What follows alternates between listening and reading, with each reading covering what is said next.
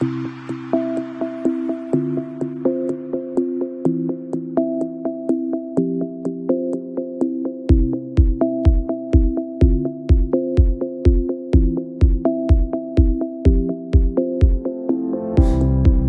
Louise, you are Camino's FD Unsung hero. So congratulations. We hear you got about 1,000 nominations. So tell us a little bit about yourself and your background. So I'm recently promoted to FD for 11 Investments. Congratulations. Been with 11 Investments for 3 years. Previous to that, I've been in recruitment now for 9 years. Always been in a finance role, and basically just sort of worked my way up from starting as a finance administrator. Just left school, got a job, and did my studying along the way. It was after having 2 children that I wanted a bit more flexibility, moved out of kind of the corporate world of finance, if you like, into recruitment. This is now my 3rd role in recruitment, and each step along the way I've kind of bolted on more skills, used that to grow and to enhance the business I work for. But 11 Investments now, I work for 6 different brands, so quite a big task on my hands now.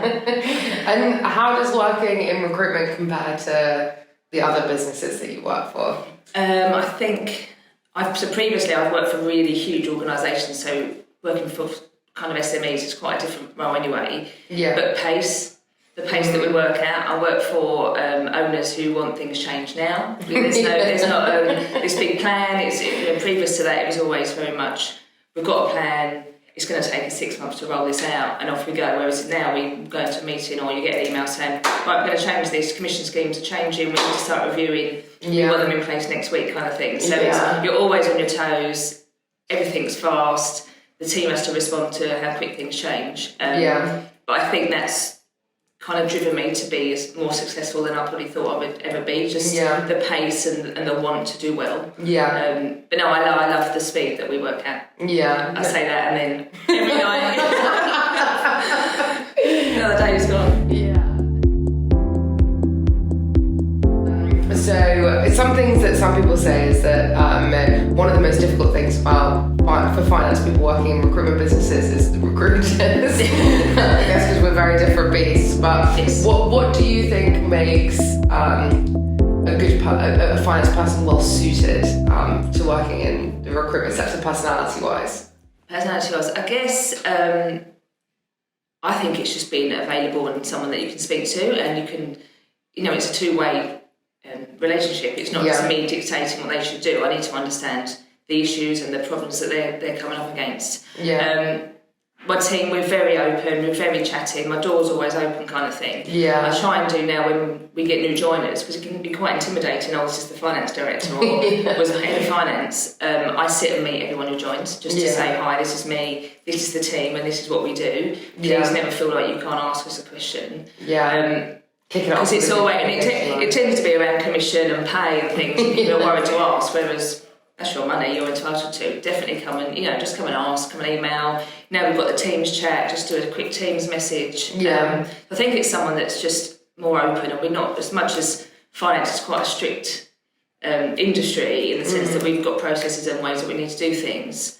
We need to be able to, work with the recruiters and the consultants to make sure it works both ways. We need the information from them to do our jobs. And they need to kind of help us to do our jobs as well at the same time. Yeah, definitely. What made you decide to get into finance in the first place? I think I went straight into work from school. I didn't do A-levels or go to uni, and I had a hunger to earn money. Was always had a real interest in maths, and so that was kind of where I thought I would go. It was only when I got my second job as a finance administrator for an accountancy firm that probably pushed me in that direction. They really encouraged me to study. And at the time, as a 17-year-old, that was the last thing I wanted to do. Just want to earn money and work in the city. But did my AAT qualification. From there, the reason I left there was just because they were moving offices and it was really inconvenient to get there from home. Went to work for a law firm. Quite apparent early on, I was in a revenue controller position, which I loved, a great team, but they were the global finance team, but kind of like the elite team in finance sitting over in the corner, and I was just thinking, I think I want to go and work over there. Quite bravely spoke to the CFO at the time and just said, would you support me to do my studying? Because there was no way of working in that team without being an accountant, which they did. So I did my studies while I worked there, and luckily got a role within the global finance team when I was there. So I think that was my big push when I was at the law firm. It was you could see the different teams within the finance team of where I wanted to work. Yeah, definitely. And I suppose actually that's the point of the trajectory in your career where it moved into being that. So the lesson from that is don't ask, don't get. That's right, and never be... I'm quite just a confident person with people, and I'd always speak and say hi to kind of the senior management. Just, we're all people, and I know we've got our seniorities, but don't have a boundary to speak to people. And, and you need to ask. If you don't ask, you never know what you can, what you can get. Yeah, definitely. So I guess the natural next question is the fact that only 13% of CFOs in the UK are female. And so you've obviously done amazing with your career, but what advice would you give to young women entering finance and accounting careers now, especially in the recruitment sector, but overall as well? I think in my career I've never felt that there wasn't an opportunity as a female to achieve it. I've been quite fortunate with people I've worked for that you've never felt that you're up against men, I guess, to get a role. Just don't have boundaries. Just go for it. If that's something you want to do, just go for it. I've got some quite successful friends, and one of them said quite a few years ago, it was quite funny, when you go for a job, she works for a big firm, some coaching, you look at the CV as a woman, you look at a CV and you'll straight away go, well, I can't do that. And I can't do that. Whereas a man will say, I can do two things on there, that's absolutely fine. And it's having that, just have a bit of confidence in yourself. No one walks into a job and knows everything. And it's about just applying yourself when you're in the role. So never focus on what you can't do, just concentrate on what you can do, and you can learn everything else. And there's other people to support you all along the way.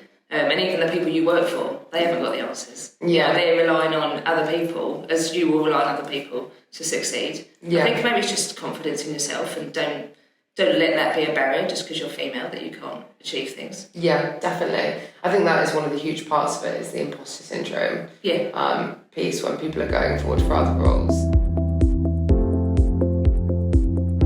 So what would you say has been your highlight of your career so far? Highlight of my career? Probably my role now. I think I always think things happen for a reason, and you fall into things for a certain reason. I was, Andy found me on LinkedIn, just reached out, and it was quite good timing for me to move across to 11 Investments. Now I joined as their first finance hire. Everything was outsourced to different places as well. So as a collective group of businesses, there were really big gaps in that nothing was reported as a group. Everything was a little bit not flaky, just it wasn't in place. They couldn't get consecutive numbers. They couldn't look back. Everything was being relied on by an external source, and they got to a size where it kind of didn't work. And then multi-brand, you were saying? So multi-brand, So I work for 11 Investments, but then we do the marketing, the finance, all the operations for a group of businesses. And so at the moment we've got another 6 brands that we work for. And each one we're outsourced to a different place? Yeah, so a few of them are with one place, with others. So my job was to come in and bring everything in-house. I joined, I had an intern with me at the time, Hannah, who's now been back to uni and now works for me. And had to just learn the whole process. It was a day down to these different places and bring it in-house. And now we have, I've been there for just over 3 years, so now we've got 3 years of data. It was kind of like pulling teeth at the start. There wasn't any processes. No one really understood finance either. No one really had a care. Like the consultants used to email someone externally and then everything was done. Whereas now we're kind of on their case a bit more. They're more they're responsible for their number. They know the number. The numbers are reported. We can compare between brands. So I think my biggest achievement is being able to bring that all in-house, and we've grown. I think we were around 30 people when I joined. Now just over 100. And being able to scale the different processes and different methods that we do things in for everyone. And we're part of the business, and we're finance, but we're very much in with the guys. We sit on the same floor. We're not a finance team in the back room that no one ever sees. We're very much out.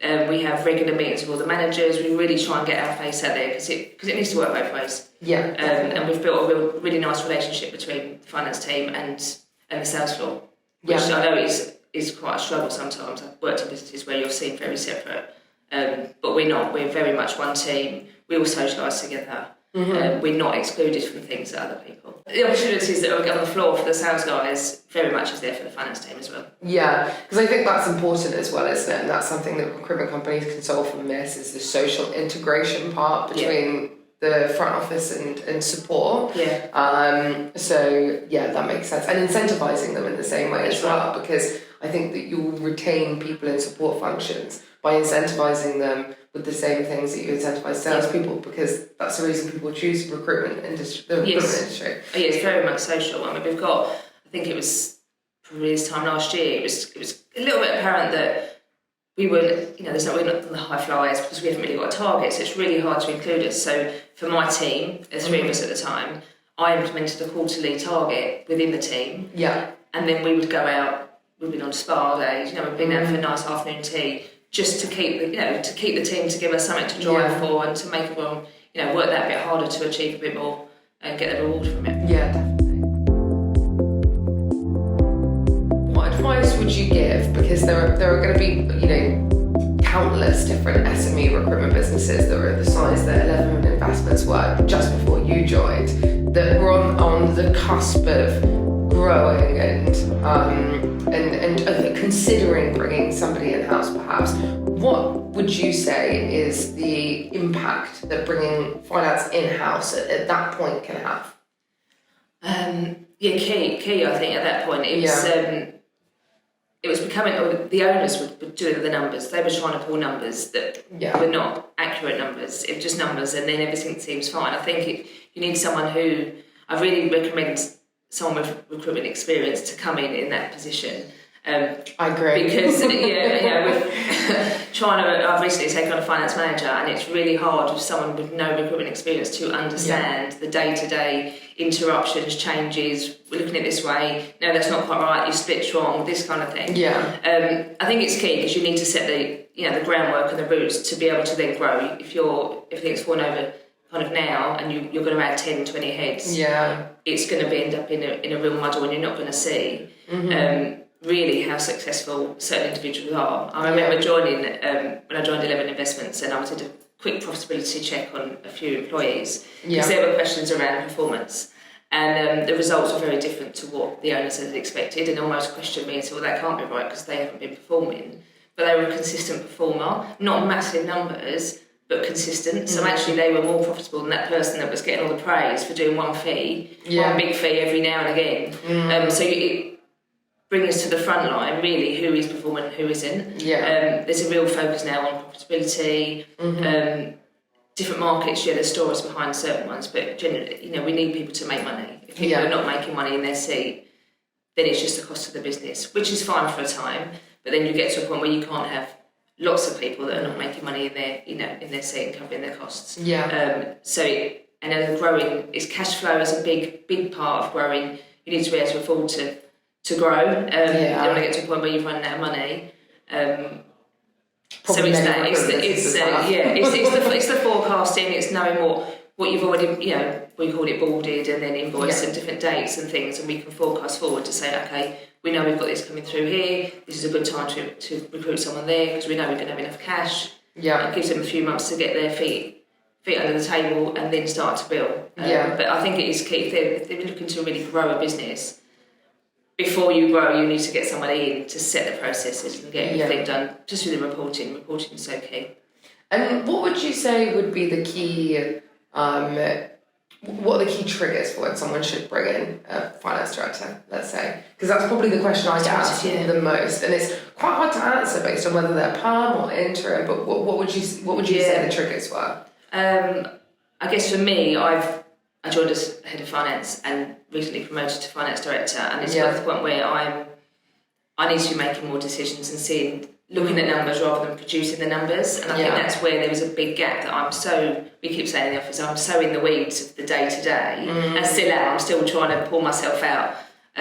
New hire joined us a month ago, so managing to get out. I think it's when that finance manager, head of finance, isn't able to spend any time doing the looking forward piece. It's all you're ever doing is looking back, and actually, well, we've missed that now, because we should have done that. If we'd have known that back then, we would have been able to plan to get someone now. I think it's when it's that finance manager, head of finance role is just full. They're just work bursting out, at the seams. Yeah. They need some time to offload onto potentially a new finance manager to allow them to do more of the strategic work.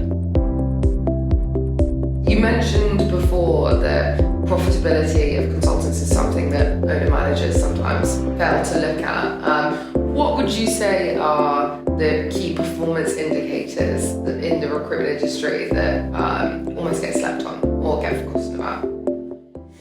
It's quite tricky with the market at the moment. We've gone through a strange few years of, COVID and everything kind of. Well, for us, we were quite fortunate; it didn't kind of die off. We managed to maintain our headcount. Yeah. To go into last year, which was crazy times, and then I think the market now is at a point where it's calmed.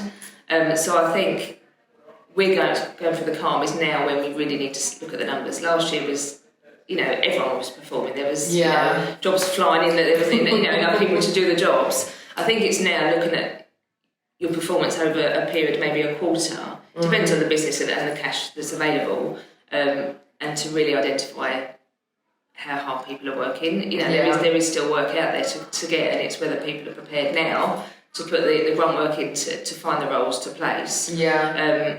We do weekly stat reports, so you can see what people are actually doing. Are they contacting clients? Are they reaching out to candidates? Yeah. How many phone calls are they making? They're key indicators. Yeah. So you kind of get a feel for if people are not in the right role at that point. If it's actually not. It was great when work was flooding in, but now it's not flooding in like it was. Do people want to go out and find it? So that's kind of the key. So it's a combination of not just what they're billing, it's the work they're doing to get the billing. So you need to look at the two together. Yeah, that makes sense. So lastly then, what's the funniest question that a trainee or consultant has ever asked you? I think that generally the funniest questions or the amazing questions to me are around commission. People really understand the commission schemes they're earning commission on, and we'll always ask if they're receiving commission, and then the answer is generally no, you didn't bid anything, or no, you didn't meet your threshold, or on occasions it's yes, and they get a lot more than they kind of expected to get, which is lovely. But it's just the understanding of a commission scheme is always a tricky one, and the team are we're always going, I can't believe they don't understand what commission they're working towards all the time. Because I suppose with consultants it's wild to think that they're going through their months or quarters having no idea what they're going to get paid. No, exactly, they have no idea. It's just wait till payday to see what pops in their payslip. No, fair enough. But so thank you so much for coming in and talking through this with us, and it's been fantastic having you here. And again, massive congratulations on the Unsung Hero. Like we did say, you did get about 1,000 nominations. So